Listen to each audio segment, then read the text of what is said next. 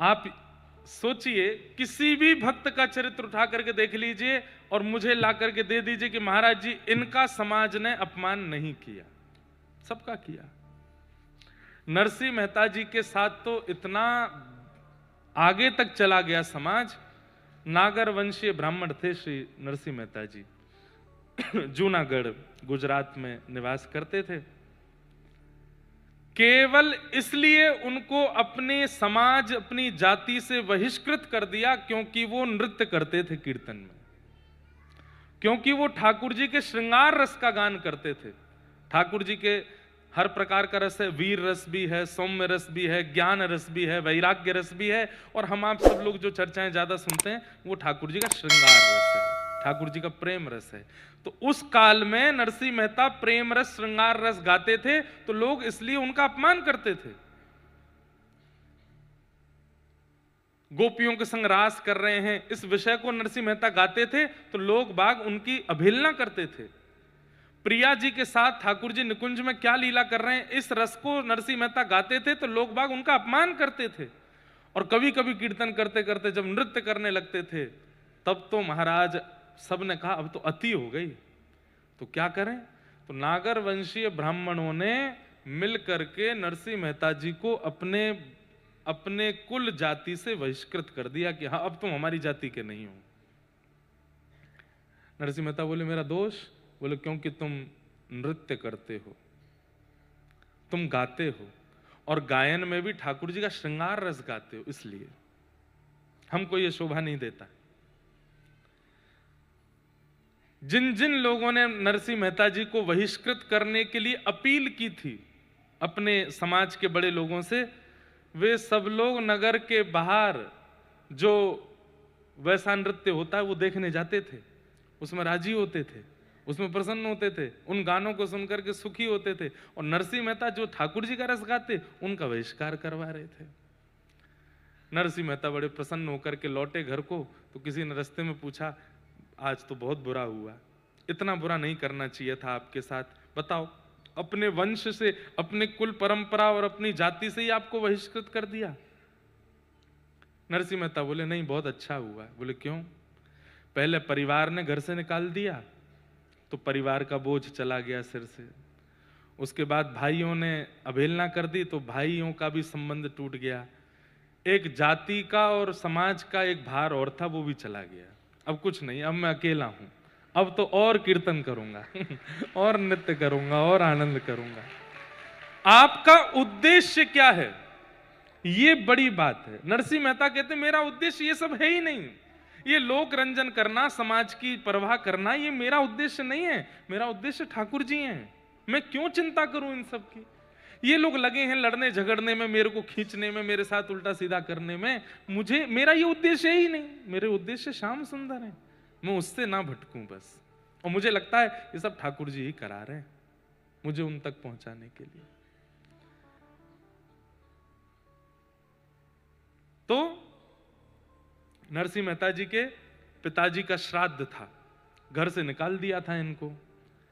लेकिन आपको अब कभी नरसिंह मेहता जी का चरित्र सुनाएंगे विस्तार से।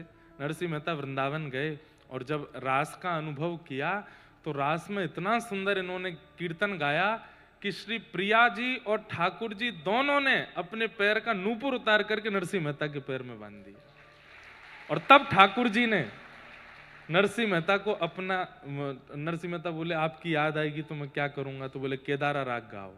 राग केदारा नरसिंह मेहता जी को ठाकुर जी ने दिया। बोले जब जब गाओगे तब तब आऊंगा मैं। नरसिंह मेहता ने प्रैक्टिस करके एक आध बार दूर जाके गाया भी तो ठाकुर जी प्रकट हो गए। तो नरसिंह मेहता जी को ठाकुर जी ने, श्री जी ने, दोनों ने अपना नूपुर दिया। दोनों पैर में नूपुर पहन के रहते थे नरसिंह मेहता। जब चलते थे तो गांव के, नगर के लोग हंसते थे, देखो है आदमी नूपुर पहन के छम छम करता डोलता है। अब किसको बताएं वो कि ये भाई ठाकुर जी ने पहना है मुझे। तो नरसिंह मेहता जी का वैभव इतना बढ़ गया, घर परिवार ने तो निकाल ही दिया था, लेकिन जब वैभव बढ़ जाता है तो सब गैर भी अपने मानने लगते हैं। जब आप पे कुछ भी नहीं होता तो सब लोग आपका तिरस्कार करते हैं, जब आपके पास सब कुछ हो जाता है तो अड़ोसी पड़ोसी भी कहते हैं ये हमारे पड़ोसी, हम जानते हैं इनको, कबीरदास जी के घर भगवान श्री राम रूप बदल करके गए, लक्ष्मण जी को भी रूप बदलवा करके ले गए, हनुमान जी को भी रूप बदलवाया, सबके रूप बदलवा करके और बैलगाड़ियों में खूब सारे रत्न आभूषण आदि सब लेकर के गए। नगर में जाके बोले भैया कबीरदास कहाँ? बोले कौन कबीरदास? हम नहीं जानते। सब गांव के लोग बोले अरे वो कबीरदास कहाँ है? बोले हम नहीं जानते। सब लोग अरे कौन कबीरदास? सब लोग इस प्रकार से उनका सब करने लगे। इधर देखो सब लोग, देखो सुनो, अब लास्ट डे है आज कथा का, कल से तान दुपट्टा सोना आप लोग। तो लेकिन लोग बाग बोले यार ये कबीर के बारे में जानते सब थे, लेकिन सब मना कर रहे हैं हम नहीं जानते। सबने कहा ये इतने सारे लोग आए हैं, बैलगाड़ियों में सामान भर के आए, कबीरदास का परिचय पूछ क्यों रहे हैं? तो मना तो करते गए हम नहीं जानते कहाँ है, कौन कबीर, हमारा कोई संपर्क नहीं है। पर देख सब रहे थे अपने घर के बाहर से कि होगा क्या। तो एक में किसी ने बता दी, बोले ये है कबीरदास का घर। तो घर में पहुंचे तो कबीरदास जी नहीं थे, परिवार के लोग आए, बोले जी कहिए।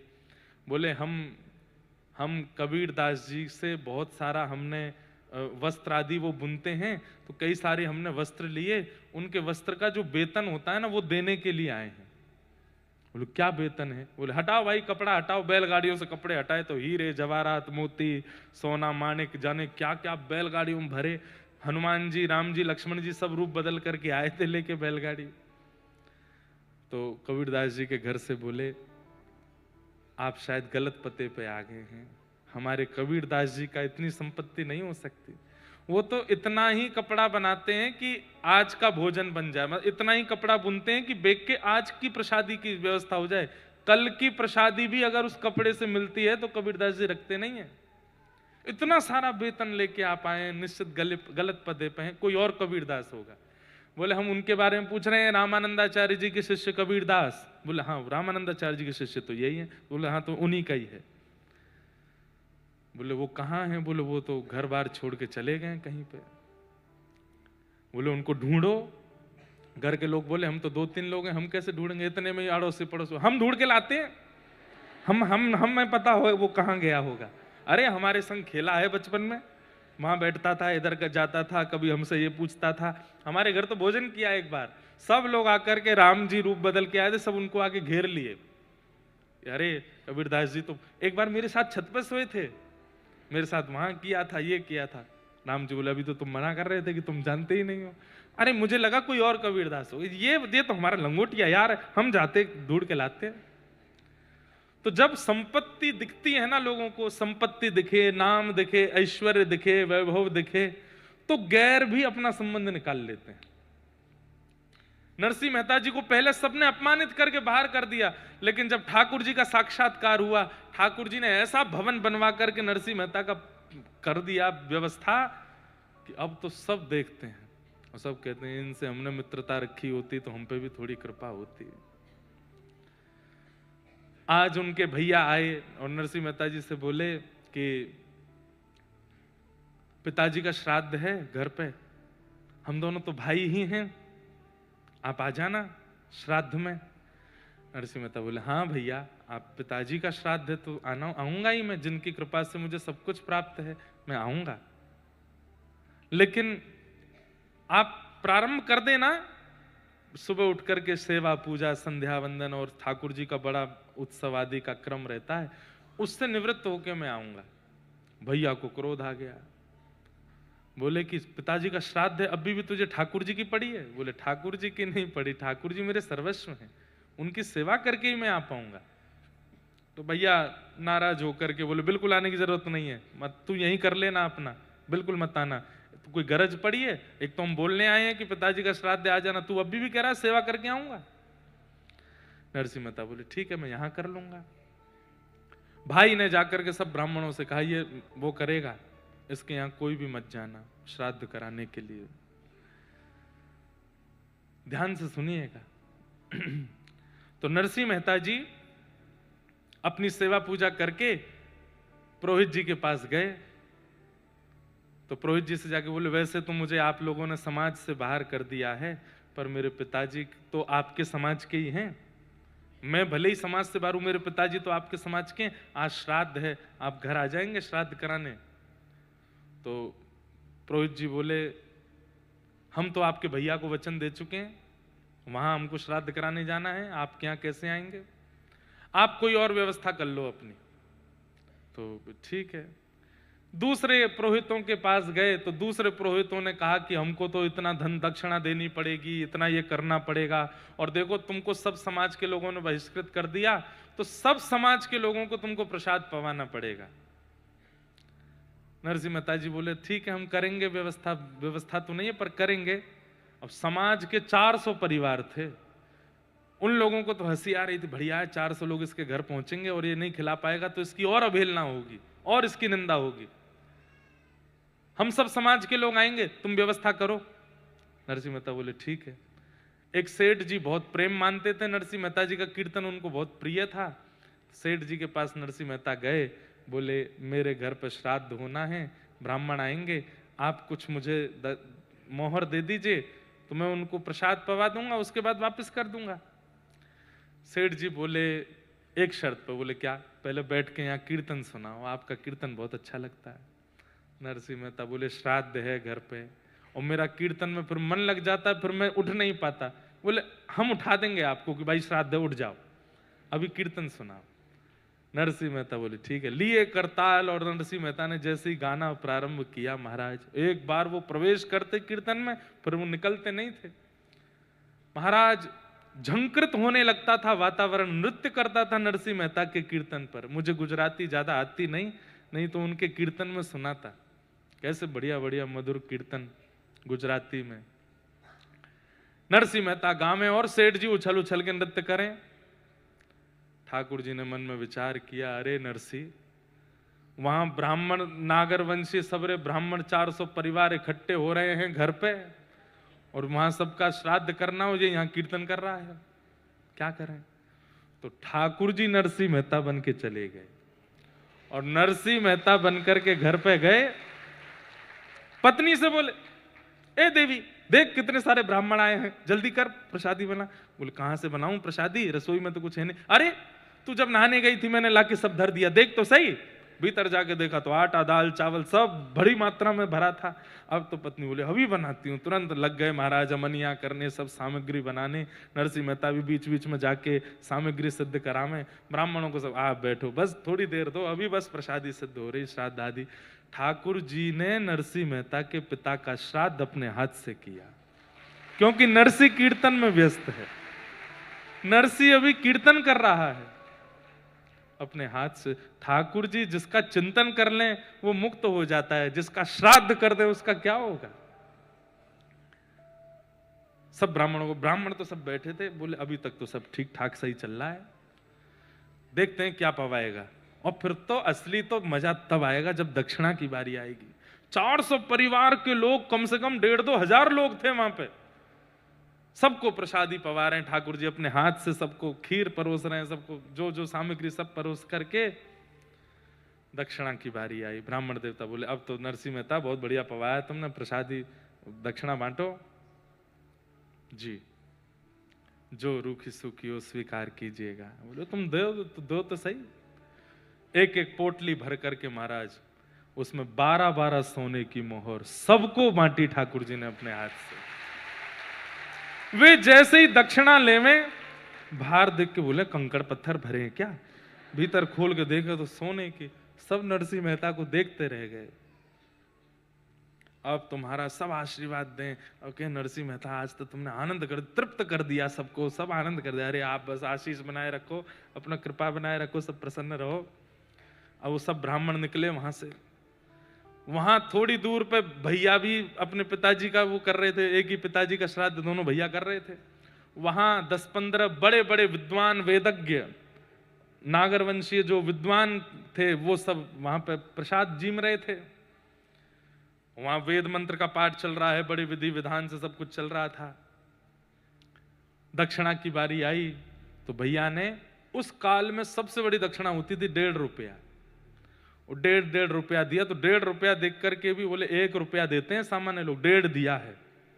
वाह भाई, आनंद कर दिए भाई नरसिंह मेहता जी के बड़े भैया ने। बोले अब नगर में जाके बताएंगे 1.5 रुपया मिला हमको। जैसे वो सबरे ब्राह्मण निकले, यहां से वो 10-5 ब्राह्मण निकले, सामने से 1,500 की भीड़ आ रही थी। तो सब बोले कहां से भाई, इतने सब तुम सब कहां से आ रहे हो? अरे महाराज पूछो मत, नरसिंह मेहता ने अपने पिताजी का श्राद्ध किया। हाँ हाँ आया तो था हमारे पास भी, पर हम तो व्यस्त थे, हमने मना कर दिया। बोले फंस गए आप तो क्यों? क्या प्रसाद, क्या कुछ, दक्षिणा क्या दी है बताओ? हमको 1.5 रुपया दिया। वो 1.5 रुपया, 12 सोने की मोहर, और एक को नहीं सबको।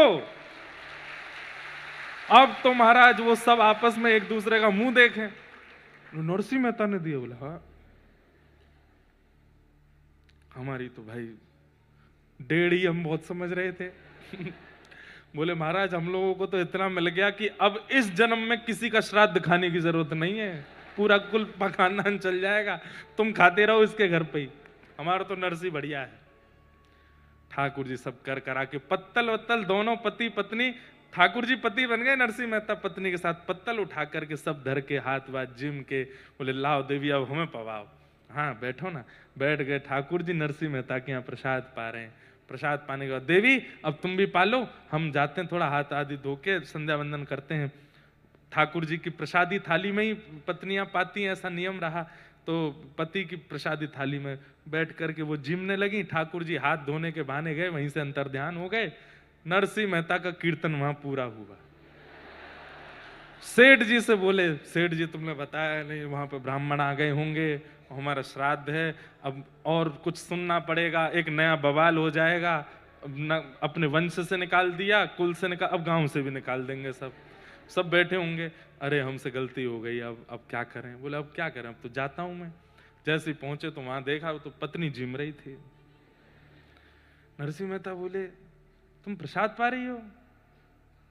ब्राह्मण नहीं आए अभी तक, पिताजी का श्राद्ध होना था, सबको पवाना था, फिर देवी ये है कि क्या किया आपने? अभी ब्राह्मण आए नहीं, उन्होंने पाया नहीं, फिर उसके बाद मैं पाऊंगा, फिर पाना होता है।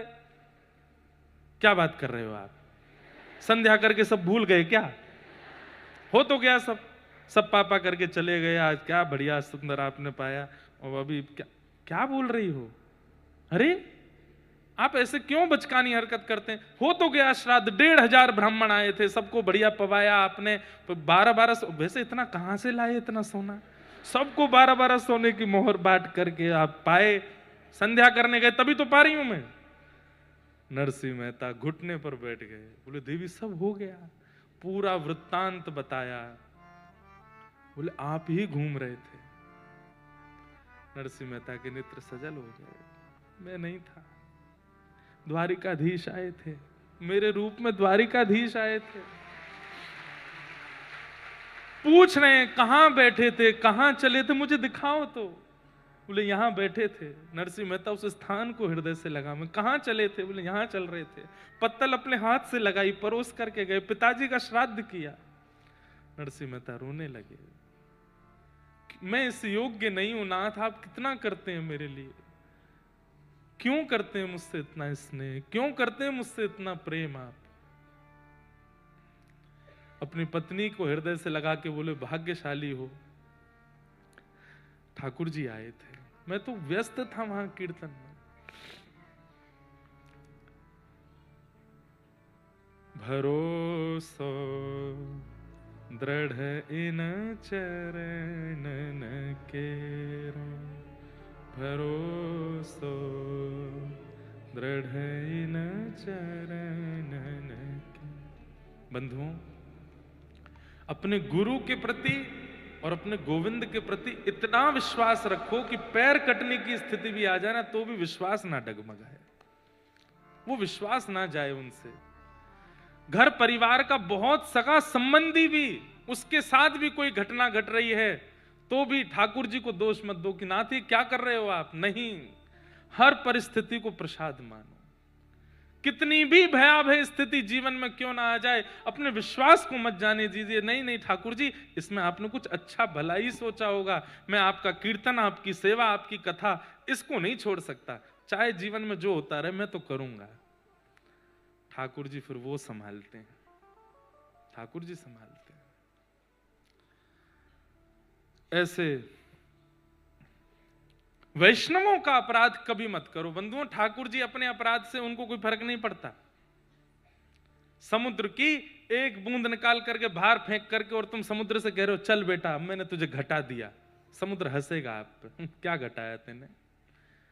ठाकुर जी समुद्र हैं, आप उनका अपमान कर दोगे, उनकी सेवा में, मैं बुरा नहीं मानिएगा, कई लोग कहते हैं तुमने पूजा में ये विधि गलत कर दी, मंदिर में जाके तुमने ये गलत कर दिया, ठाकुर जी नाराज हो गए। ठाकुर जी पे इतना समय नहीं है कि आपकी छोटी छोटी बातों से वो नाराज हों।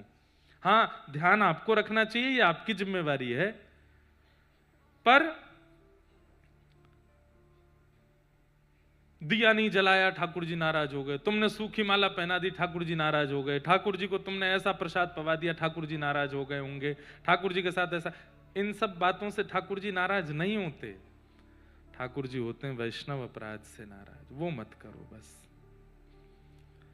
नरसिंह मेहता का सबने अपराध किया, ठाकुर जी ने उनको स्वीकार किया। आपको पता है नरसिंह मेहता जी का भगवत धाम गमन कैसे हुआ था? जन्माष्टमी का दिन रात्रि में पास के गांव में कीर्तन करने के लिए गए।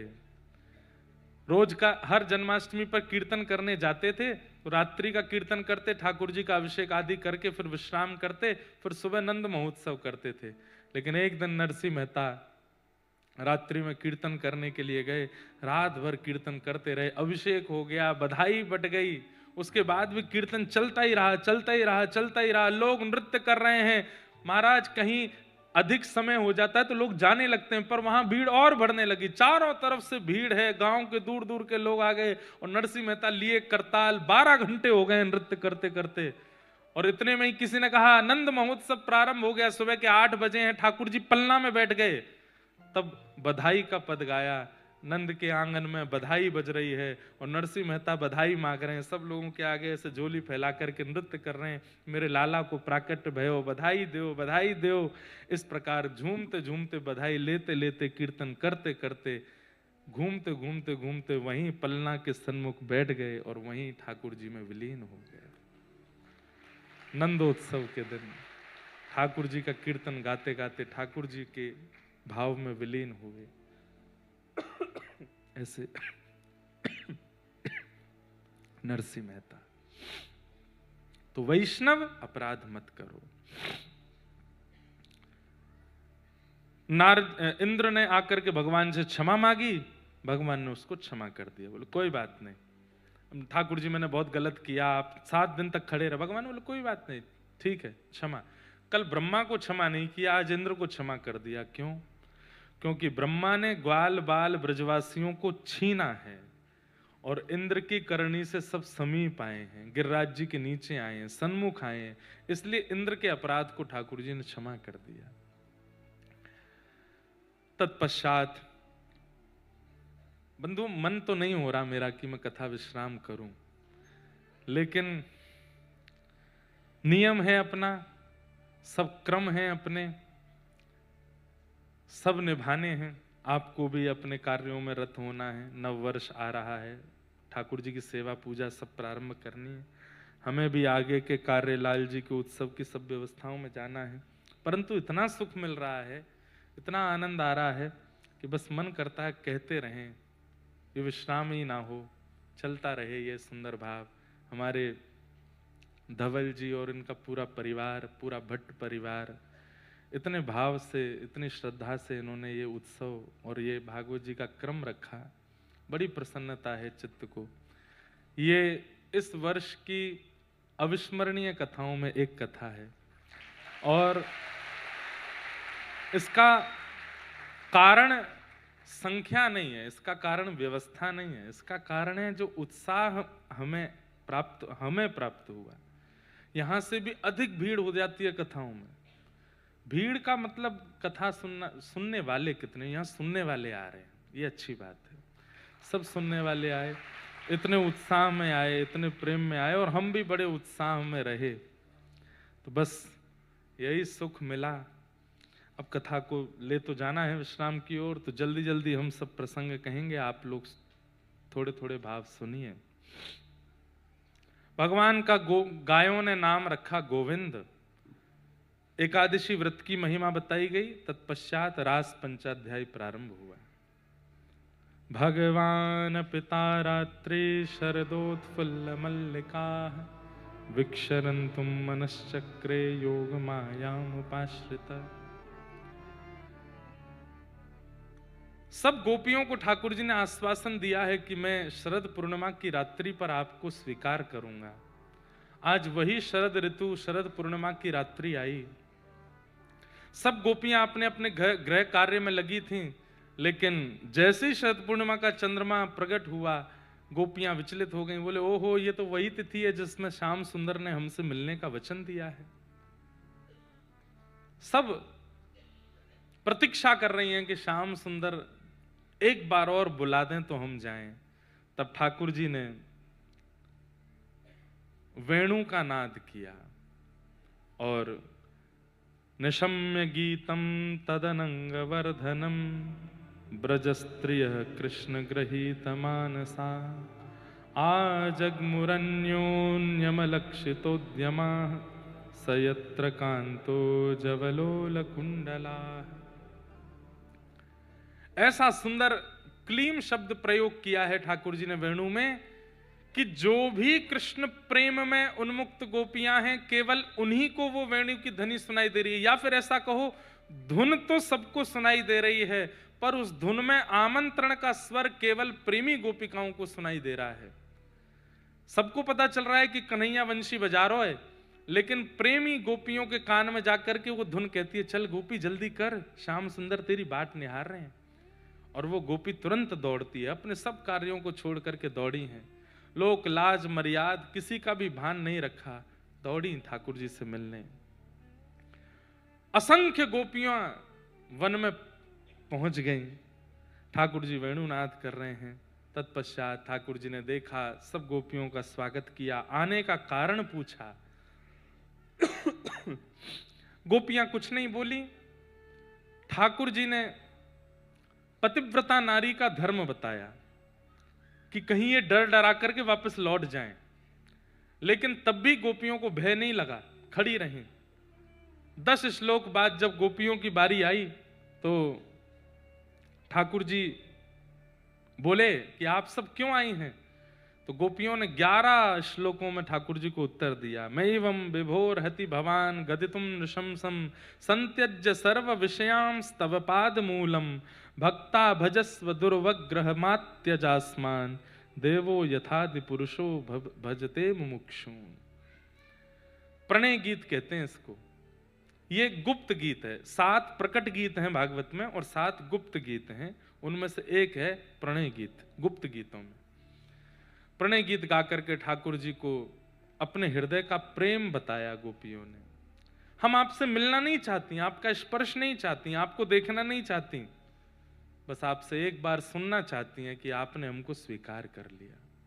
फिर भले ही आप हमको देखना मत, मिलना मत, छोड़ देना, बस एक बार कह दो कि आपने हमें स्वीकार कर लिया। हम इस वाक्य में पूरा जीवन निकाल देंगे कि आपने कह दिया कि मैंने तुझे स्वीकार किया। कितनी बड़ी बात है बंधुओं। हमारे जीवन में एक बार विठोवा कभी प्रकट होके यूं कह दें, तू मेरो है। फिर भले ही ठाकुर जी कभी नहीं दिखे, एक बार श्रीनाथ जी प्रकट होके कह दें कि तू तो मेरो है। किशोरी जी कह दें तू मेरो है।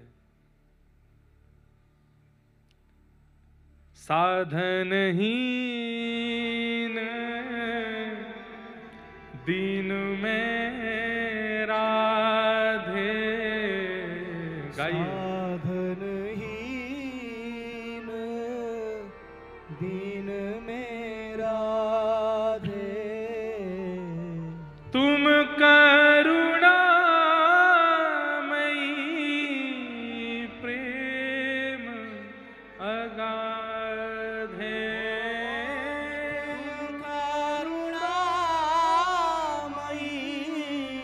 प्रेम अगाधे तुम करुणामयी प्रेम अगाधे। तुम करुणामयी प्रेम अगाधे मोहे तो भरोसो है तेरो री किशोरी राधे। मोहे तो सो है तेरो री और एक बहुत सुंदर पंक्ति है, सब जरूर गाइएगा। भुक्ति मुक्ति ना मांगत केवल, भुक्ति मुक्ति ना मांगत केवल।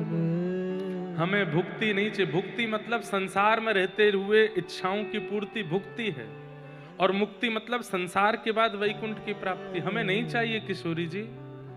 भुक्ति मुक्ति ना मांगत केवल, भुक्ति मुक्ति ना मांगत केवल। क्या चाहिए फिर? अपनो जान संभालो किशोरी राधे, अपनो जान संभालो किशोरी राधे। अपनो जान संभालो किशोरी राधे, अपनो जान संभालो किशोरी राधे। मोहे तो भरोसा है तेरो री किशोरी राधे, मोहे तो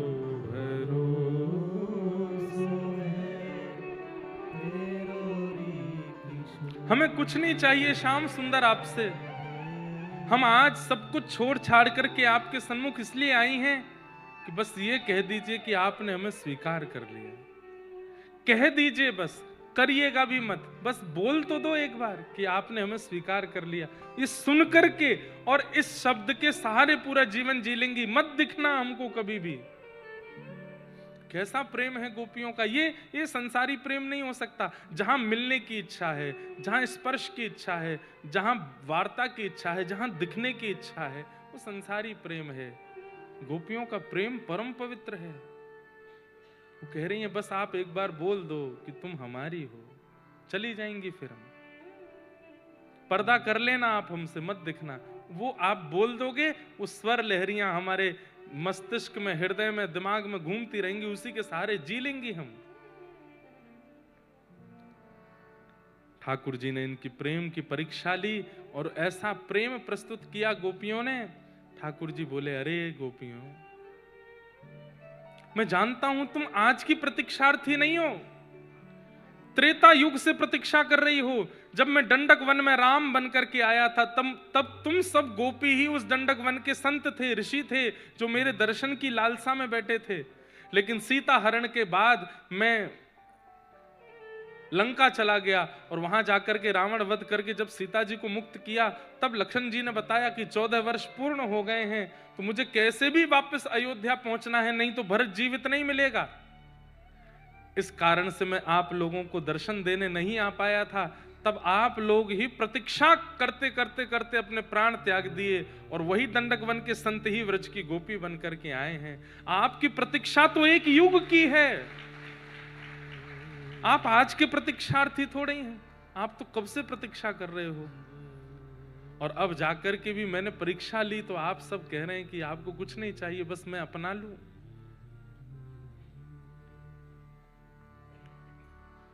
नहीं, आप सब अपनी परीक्षा में निपुण हुई, अब मैं रास करूंगा। रास का मतलब नृत्य नहीं होता।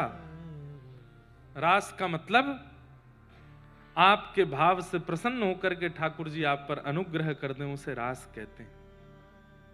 वो रास कहलाता है। हमेशा आप जाते हैं ठाकुर जी के पास, लेकिन कभी आपकी भावना से ठाकुर जी आ जाएं आपके पास, वो रास है। आप जाते हैं ठाकुर जी के पास, वो रस है, पर ठाकुर जी आ जाएं आपके पास, वो रास है। और एक बात कहूं, अकेले आवे तो रास है, श्री जी के साथ आ जाएं तो महारास है। सूरदास जी के साथ में महारास हुआ है, नरसिंह मेहता के साथ महारास हुआ है, मीराबाई के साथ महारास हुआ है।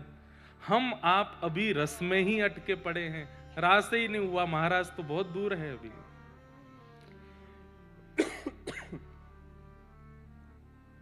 कभी ठाकुर जी अनुग्रह कर दें। और बंधुओं, अनुग्रह होता है। बहुत याद आ रही है वृंदावन की या जगन्नाथपुरी की या द्वारिका की या डाकोर जी की या श्रीनाथ जी की। बहुत दिन से बेचैन है पर नहीं जा पा रहे।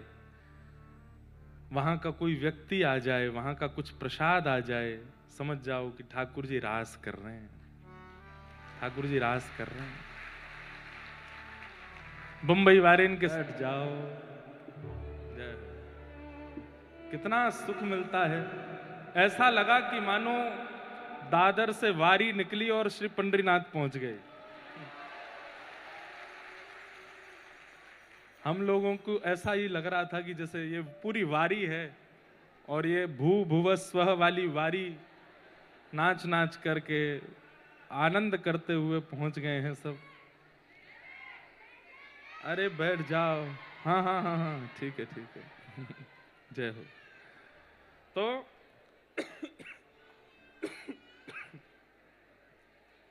ठाकुर जी रास करें, उसके अधिकारी बनो। लेते हैं लाला अभी, उसके अधिकारी बनो। एक तो हमारे सामने घड़ी इतनी तेज भागती है, 3 बज गए। ये नहीं, हमारी फ्लाइट भी है, हमको सीधे जाना है। तो ठाकुर जी, अब सुनो सुनो, हम विषय पूरा कर लें, 2 मिनट सुनो। ठाकुर जी रास करें, उसके अधिकारी बनो। रस तो हम लोगों का होता है कि हम ठाकुर जी के सन्मुख जाते हैं, ठाकुर जी के समीप जाते हैं, पर कभी ठाकुर जी हमारे समीप आवें और रास हो, ऐसी योजना बनाओ। गोपियों के साथ ठाकुर जी ने रास किया, गोपियों को थोड़ा मान हुआ, ठाकुर जी अंतर ध्यान हो गए। मान ठाकुर जी को, भक्ति का मान प्रिय नहीं है। वैसे तो कोई भी मान हो, धन का मान हो, ऐश्वर्य का मान हो, नाम प्रतिष्ठा कीर्ति का मान, कोई भी मान ठाकुर जी को प्रिय नहीं, पर भक्ति का मान तो बिल्कुल भी प्रिय नहीं है। कई लोगों को अपनी भक्ति का अभिमान हो जाता है।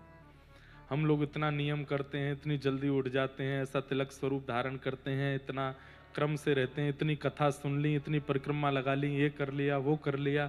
इसका जो मान हमारे चित्त में आ जाता है, इस मान के कारण ठाकुर जी दूर ही रहते हैं। भक्ति का मान नहीं होना चाहिए, भक्ति का तो सौभाग्य होना चाहिए कि हम कर पा रहे हैं, ये ठाकुर जी की कृपा है। कितना कर रहे हैं, कैसे कर रहे हैं। एक बात है, आप कभी पंढरपुर जो वारी जाती है, दुनिया में और भी कई तीर्थ स्थान हैं जहां पर लोग ऐसे सवारियां ले ले करके जाते हैं, पर हर किसी की सवारी या यात्रा का एक उद्देश्य होगा। वो इसीलिए देवता के पास जा रहे हैं कि उनको कुछ कामना है। कोई पैदल चल के जा रहा है, कोई दंडवती करते हुए जा रहा है, कोई लेटता हुआ जा रहा है, सबकी एक कामना है। पर हमारे महाराष्ट्र में जो पंडरीनाथ भगवान की वारी होती है, उसमें आप जाकर के यदि उन वारकरी वैष्णवों से पूछो कि क्यों जा रहे हैं पंढरपुर, तो वो कहेंगे केवल विठोवा देखाच। ये बोलते हैं, क्या बोलते हैं? एक बोलो, पारी,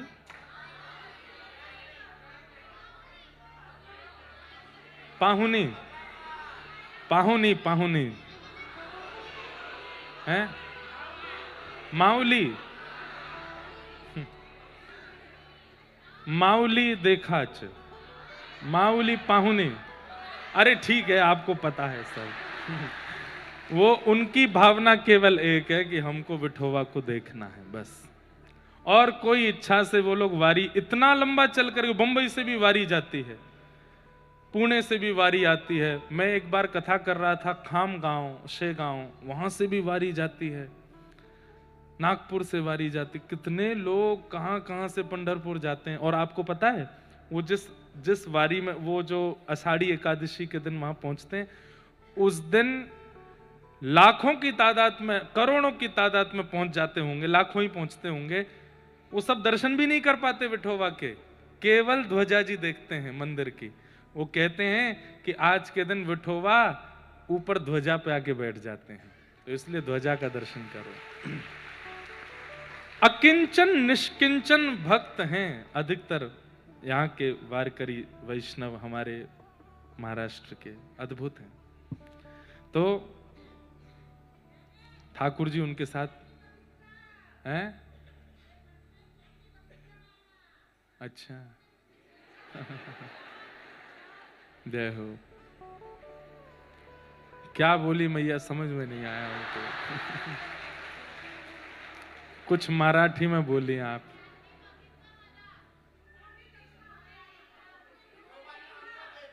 उन्होंने हमको देखा। वाह वाह, बहुत बढ़िया, वाह। हाँ ये बात, ये देखो, ये असली बात। वो जो वारी लेकर के वारकरी जाते हैं, वो वहां विठोबा के दर्शन नहीं कर पाते, वो यही कहते हैं कि हमने नहीं देखा, उन्होंने हमको देख लिया। हाँ ये बात, ऐसी बात कुछ बोलनी चाहिए कथा के बीच में, जय जय ये जय जय वो, ये क्या है? ऐसी कोई भाव हो तो अच्छा है ना। उन्होंने हमको देख लिया, हमने उनको नहीं देखा, उन्होंने हमको देखा। वाह। और यही रास है कि वो हमको देख लें, हम उनको देखें, ये रस है, पर वो हमें देखें, ये रास है। अब रुक जाओ, ने कथा करंद।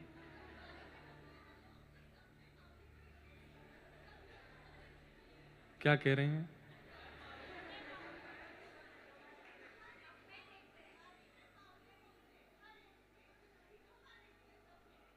अच्छा, हाँ हाँ हाँ, जी जी जी, यही बात है, यही वाली, यही बात है, मुझे सब समझ में आया। जय हो बहन। ठाकुर जी ने रास किया, तत्पश्चात अंतर्ध्यान हो गए, गोपियों ने गोपी गीत गाया। जयति तेधिकम जन्मना ब्रज श्रयत इंदिरा सस्मदत्र दैत दृश्यता दीक्षुतावक स्त्वैधृता सब स्वाम विचिन्वते। हे नाथ, आप कहाँ चले गए? ढूंढ रही हैं गोपियां। ठाकुर जी अंतर ध्यान हो गए। इसलिए मैंने कहा कि मानसी में जब जाओ तो गुरु के साथ जाना, कहीं आपको अपनी भक्ति पर मान ना हो जाए।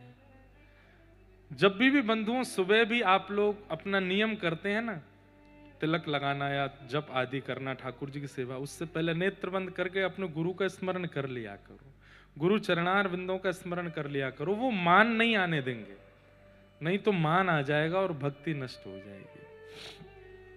गोपियां बिना किशोरी जी के रास में पहुंच गई हैं, बिना आचार्य के, बिना गुरु के रास में गई हैं, इसलिए मान आया है। गोपी गीत गा करके वास्तव में ठाकुर जी प्रकट हुए, ये तो बात है ही, पर किशोरी जी भी आई। और जैसे ही किशोरी जी का आगमन हुआ, ताशा मां बिरभूत सौरी, ठाकुर जी भी आ गए। स्मयमाय मुखाम्भुज पीताम्बर धरश रघुवी साक्षान मनमत। भावना तो आचार्यों की ऐसी है कि किशोरी जी की कृपा से ही गोपियों ने गीत गाया, गोपी गीत। आचार्य ही कृपा करके बताते हैं कि ठाकुर जी कैसे मिलेंगे। और गोपी गीत गाते ही ठाकुर जी प्रकट हुए। अब ठाकुर जी ने महारास किया।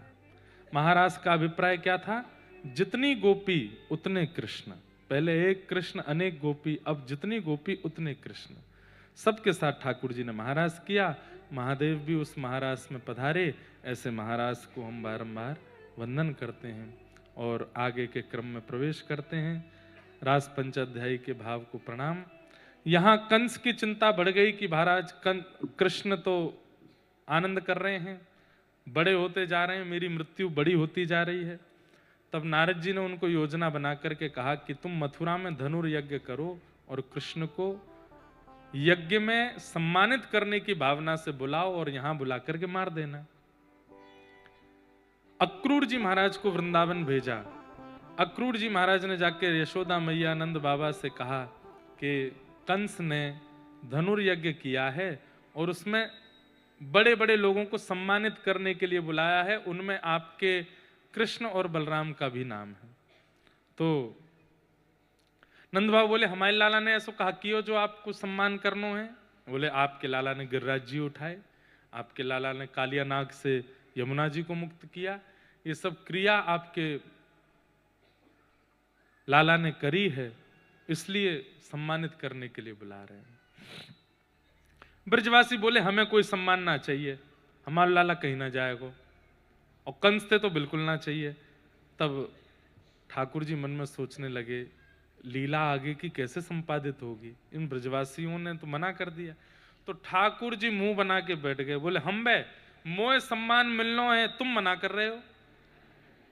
अरे भैया आपके बालकन को मिल रहा होता तो 2 मिनट में भेज देते, लेकिन भैया तू चाल ना समझ रही इन ब्रजवासीन की, मोए सम्मान मिलवे बार हो तो सबरे मना कर रहे हैं। ठाकुर जी ये बात मन से नहीं बोल रहे, लेकिन किसी कारण से जाना तो पड़ेगा। सब ब्रजवासियों को लगे अरे हम तो यूं सोच रहे कि लाला हमसे दूर ना जाए, पर लाला तो यूं सोच रहे हो कि हम चाहे ना कि या कुछ सम्मान मिले। ना लाला तू चलो जाइयो, लेकिन जल्दी आए जाइयो। ठाकुर जी बोले मैं परसों आ जाऊंगा। प्रसंग तो बहुत गंभीर और बहुत भावुक है, पर मैं बस स्पर्श करके निकलूंगा। ठाकुर जी मथुरा को प्रस्थान कर गए, ब्रजवासी सब रोते बिलखते रह गए। मथुरा जाकर के ठाकुर जी ने कुबलिया पीड़ हाथी का उद्धार किया, कुब्जा का उद्धार किया, दर्जी का उद्धार किया, माली का उद्धार किया, मथुरा वासियों का उद्धार किया। धनुष भंजन करके भीतर जाकर के ठाकुर जी ने बड़े बड़े मल्लों के साथ युद्ध किया। सिंहासनस्थ कंस को ठाकुर जी ने एक इतनी ऊंचे पद पे कंस बैठा था, ठाकुर जी यहाँ है, कंस वहां बैठा है, एक श्वास में ठाकुर जी ऊपर पहुंच गए और इतनी ऊंचाई से ठाकुर जी ने उठा करके कंस को दोनों भुजाओं से नीचे पटक दिया और कंस का वध हो गया। कंस मर्दन भगवान की, भगवान ने कंस का वध किया। तत्पश्चात मथुरावासी सब आनंदित हो गए। ठाकुर जी ने कारागृह में जाकर के अपनी मैया देवकी को मुक्त किया। देवकी मैया भावुक हो गई, लाला को 11 वर्ष 56 दिन बाद देखा है आज। देख करके हृदय से लगाया और मैया तो बस बोली अब लाला मुझे छोड़ के मत जाइयो। ठाकुर जी बोले नहीं जाऊंगा मैया, अब तेरे पास ही रहूंगा। उग्रसेन कंस के पिताजी को भगवान ने राजा बनाया मथुरा का। स्वयं सांदीपनी उपाध्याय जी के यहां पढ़ने के लिए गए ठाकुर जी। भगवान ने सांदीपनी उपाध्याय जी के यहां जाकर के अध्ययन किया। वहीं ठाकुर जी को परम मित्र सुदामा मिले। कुछ दिन बाद ठाकुर जी अध्ययन करके लौटे। मथुरा में व्रज की बहुत याद आ रही थी, तो ठाकुर जी ने अर्जुन को भेजा, उद्धव को भेजा कि तुम जाओ वृंदावन सुध लेके आओ। उद्धव जी वृंदावन गए। किशोरी जी और सब गोपियों का सानिध्य प्राप्त करके कह के गए थे कि मैं शाम तक आ जाऊंगा। 6 महीने बाद लौटे उद्धव, और श्री उद्धव जी अत्यंत प्रेम रस में उन्मुक्त होके आए। बंधुओं, अर्जुन और उद्धव में कौन श्रेष्ठ, हमें कोई आकलन नहीं करना, कंपटीशन नहीं है, पर एक भाव दृष्टि से उद्धव श्रेष्ठ है। अर्जुन भगवान का विद्यार्थी है, उद्धव किशोरी जी का विद्यार्थी है, उद्धव श्री राधा रानी का विद्यार्थी है। इसलिए उद्धव जी महाराज जो हैं वो ज्ञानी भी हैं, पर प्रेम रस के भाव में भी रहते हैं। अर्जुन ज्ञानी है, पर प्रेम रस भगवान ने अर्जुन को नहीं दिया, उद्धव को दिया। हम लोग उद्धव जी वाली श्रेणी में हैं, अधिकतर लोग अर्जुन वाली श्रेणी के हैं। गीता ज्यादा प्रचलित है पूरे विश्व में, क्योंकि गीता में ज्ञान विद्यमान है, जीवन जीने का, जीवन सफल बनाने का, आदि आदि। पर जिन लोगों का उद्देश्य जीवन सफल बनाना है वो गीता का आश्रय लेते हैं, पर जिनका उद्देश्य भगवत प्राप्ति है वो श्रीमद् भागवत का आश्रय लेते हैं। दोनों का आश्रय लेना चाहिए। आप गीता के आश्रय से भी भगवत प्राप्ति कर सकते हैं, पर वो ज्ञान मार्ग है, वहां ज्ञान के भाव से वो अच्छा लगता है और अच्छा है ही, पर भागवत प्रेम मार्ग है। मार्ग दोनों ठाकुर जी तक ही पहुंचाते हैं, आपको जो योग्य लगे उस मार्ग से चलो। कई लोग तो यही नहीं जानते कि श्रीमद् भागवत और भगवत गीता ये अलग है। कई लोग सोचते हैं 7 दिन कथा सुनने के बाद ही बोलते महाराज जी आपने बहुत अच्छी गीता सुनाई। हमने कहा भाई गीता नहीं है, ये श्रीमद् भागवत है। भगवत गीता महाभारत का छोटा सा अंश है और श्रीमद् भागवत स्वच्छंद एक ग्रंथ है, महापुराण है। भगवत गीता भगवान ने गाई है और श्रीमद् भागवत, भगवत गीता गाने वाले भगवान कौन है उनका परिचय है। श्रीमद् भागवत तो अलग अलग हैं, वो भगवद है, ये भागवत है। भगवद मतलब भगवान के द्वारा जो वद यानी कि भाषित की गई है, बोली गई है, वो गीता। और भागवत यानी कि भगवान का या भगवान के, वो भागवत। तो ठाकुर जी कंस का वध किए, सांदीपनी गुरुकुल से पढ़ के आए, उद्धव जी को वृंदावन भेजा, उद्धव जी ज्ञानी बन करके लौटे, प्रेम मार्गी बन करके लौटे। तत्पश्चात ठाकुर जी ने मथुरा पर जरासंध ने चढ़ाई की, 17 बार ठाकुर जी ने जरासंध को हरा दिया। 18वीं बार जब वो ब्राह्मणों को अनुष्ठान पर बैठा के आया तो भगवान ने मन में विचार किया कि भाई ब्राह्मणों का अनुष्ठान विफल नहीं होना चाहिए, हम भले ही हार जाएं। वो हराने के लिए ही अनुष्ठान हो रहा था। ठाकुर जी ने विश्वकर्मा को आज्ञा की नई नगरी का निर्माण करो, और समुद्र के बीच में एक नई नगरी बनाई गई और उसी समुद्र के बीच की नई नगरी का नाम पड़ा द्वारिका। भगवान रणभूमि में लड़ते लड़ते दाऊ दादा का हाथ पकड़े।